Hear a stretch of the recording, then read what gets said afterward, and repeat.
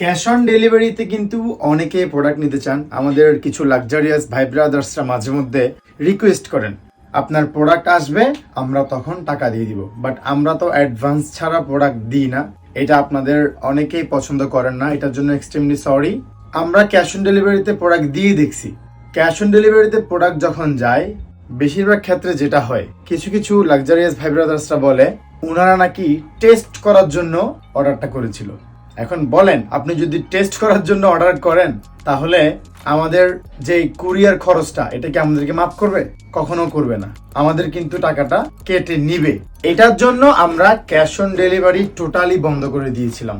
এটা যারা রিকোয়েস্ট করেন তাদের কাছে আমি ক্ষমা চেয়ে নিচ্ছি, কারণ তাদের রিকোয়েস্টটা আমি রাখতে পারি না। আর যারা ক্যাশ অন ডেলিভারিতে প্রোডাক্ট চান, ওনাদের কিন্তু দোষ নাই, ওনারা বিভিন্ন পেজ থেকে প্রতারণার শিকার হয়। কারণ যেহেতু অনলাইনে প্রতারণা থাকবেই। বাট